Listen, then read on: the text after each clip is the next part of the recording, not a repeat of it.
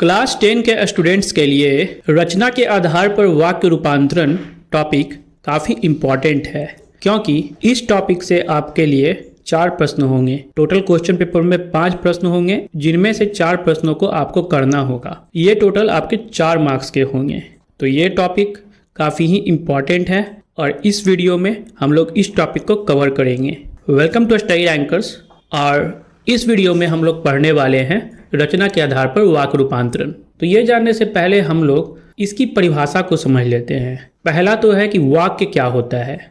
तो भाषा की वह छोटी से छोटी इकाई जो संपूर्ण अर्थ देने में सक्षम होती है वह वाक्य कहलाती है। वाक्य के 2 अंग होते हैं, उद्देश्य और विधेय।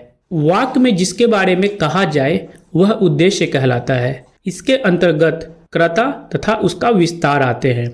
उद्देश्य के संबंध में जो कुछ कहा जाए वह विधेय कहलाता है। इसके अंतर्गत आते हैं कर्म, कर्म का विस्तार, क्रिया, क्रिया का विस्तार, पूरक और आदि। जैसे मोहन ने गिलास से पानी पिया, इसमें मोहन ने उद्देश्य हुआ और गिलास से पानी पिया ये विधेय हुआ। तो अब हम लोग समझ लेते हैं कि रचना के आधार पर कितने वाक्य के भेद होते हैं। रचना के आधार पर वाक्य के 3 भेद होते हैं। पहला है सरल वाक्य, दूसरा है संयुक्त वाक्य और तीसरा है मिश्र वाक्य। सरल वाक्य वह होता है जिस वाक्य में एक उद्देश्य तथा एक विधेय होता है। जैसे रोहन क्रिकेट खेलता है, इसमें रोहन उद्देश्य है और क्रिकेट खेलता है यह विधेय है। दूसरा है संयुक्त वाक्य। जिस वाक्य में 2 या अधिक सरल वाक्य योजकों से जुड़े रहते हैं किंतु एक दूसरे पर आश्रित नहीं होते, वे संयुक्त वाक्य कहलाते हैं।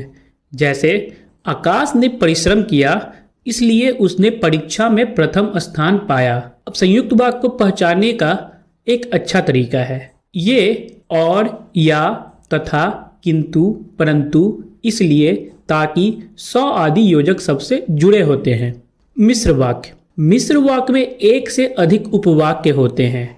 उनमें एक उपवाक्य प्रधान होता है तथा अन्य एक या एक से अधिक उपवाक्य उस पर आश्रित होते हैं। ये उपवाक्य परस्पर जैसे कि, यदि, अगर, तो, तथापि, यद्यपि, जैसे वैसे, जब तब, जो, जिसे, जिसने आदि योजकों द्वारा जुड़े होते हैं। जैसे लाख मुसीबत आ जाए तब भी हमें हिम्मत नहीं हारनी चाहिए। अब इन परिभाषाओं को समझने और उदाहरणों को देखने के बाद हम वाक्यों को सरल, संयुक्त और मिश्र वाक्यों में परिवर्तित करना सीखेंगे। इसके लिए हम एग्जाम्पल्स का प्रयोग करेंगे और ये एग्जाम्पल्स हमारे टेक्स्ट बुक के ही होंगे। तो हमारा पहला एग्जाम्पल है अंगीठी सुलगाई, उस पर चायदानी रखी।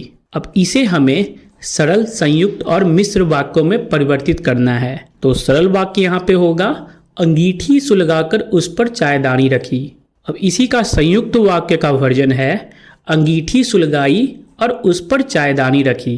अब इसको हम मिश्र वाक्य में कन्वर्ट करेंगे तो ये हो जाएगा जैसे ही अंगूठी सुलगाई वैसे ही चायदानी उस पर रखी। अब दूसरा एग्जाम्पल हम लोग ले लेते हैं। चाय तैयार हुई, उसने उसे प्यालों में भर दी। इसका सरल वाक्य का वर्जन है चाय तैयार होने पर उसने उसे प्यालों में भर दी। इसका संयुक्त वाक्य का उदाहरण है चाय तैयार हुई और उसने उसे प्यालों में भर दी।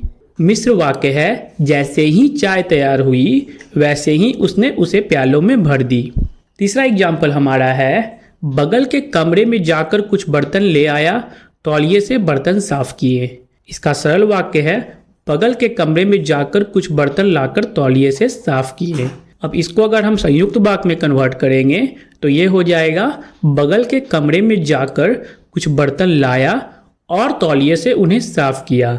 मिश्र वाक्य में यह हो जाएगा जब बगल के कमरे में जाकर कुछ बर्तन लाया तब तौलिए से बर्तन साफ किए। अब दूसरा क्वेश्चन हमारा ये आ सकता है कि वाक्य दिया रहेगा और उसका वाक्य भेद हमें लिखना होगा। तो पहला इसमें एग्जाम्पल है मैं पुस्तकालय जाऊंगी और किताबें पढ़ूंगी। तो इसे हम लोग को आइडेंटिफाई करना है कि ये सरल वाक्य है, संयुक्त वाक्य है या फिर ये मिश्र वाक्य है। तो ये संयुक्त वाक्य है। क्यों? क्योंकि इसमें दो सरल वाक्य हैं, मैं पुस्तकालय जाऊंगी और किताबें पढ़ूंगी, और यह योजक और से जुड़ा हुआ है। अब दूसरा हमारा एग्जाम्पल है, वह संगीत में कुशल है और नृत्य में भी। तो ये भी एक संयुक्त वाक्य है क्योंकि ये और योजक से जुड़ा हुआ है। अब तीसरा एग्जाम्पल हमारा है, जो ईमानदार होते हैं वे सबका विश्वास जीतते हैं। तो ये एक मिश्रित वाक्य है क्योंकि इसमें जो ईमानदार होते हैं एक आश्रित उपवाक्य है, वे सबका विश्वास जीतते हैं यह प्रधान वाक्य है। वह जल्दी पहुंचा लेकिन उसने कुछ नहीं कहा, यह एक संयुक्त वाक्य है क्योंकि इसमें दो सरल वाक्य हैं, वह जल्दी पहुंचा और उसने कुछ नहीं कहा, और दोनों योजक लेकिन से जुड़े हुए हैं। हमारा पांचवा एग्जाम्पल है, जब मैं हॉल पहुंचा तब फिल्म शुरू हो चुकी थी। यह एक मिश्रित वाक्य है। इसमें जब मैं हॉल पहुंचा यह एक आश्रित उपवाक्य है और फिल्म शुरू हो चुकी थी यह एक प्रधान वाक्य है। घंटी बजते ही छात्र अपनी सीट पर बैठ गए, यह एक मिश्रित वाक्य है। इसमें घंटी बजते ही आश्रित उपवाक्य है और छात्र अपनी सीट पर बैठ गए यह एक प्रधान वाक्य है। हमारा सातवां एग्जाम्पल है, जो लोग आत्मनिर्भर होते हैं वे जीवन में हमेशा आत्मसंतुष्ट रहते हैं। यह एक मिश्रित वाक्य है क्योंकि इसमें जो लोग आत्मनिर्भर होते हैं यह एक आश्रित उपवाक्य है, और वे जीवन में हमेशा आत्मसंतुष्ट रहते हैं यह एक प्रधान वाक्य है। तो इन एग्जाम्पल्स के माध्यम से हम समझ सकते हैं कि किस तरह से हम लोग सरल, संयुक्त और मिश्रित वाक्यों को पहचानेंगे, और आशा है ये इस वीडियो के बाद आपके कई कन्फ्यूजन दूर हुए होंगे। इसलिए इस वीडियो को लाइक कर दें और चैनल को सब्सक्राइब कर दें और हमारे साथ बने रहें।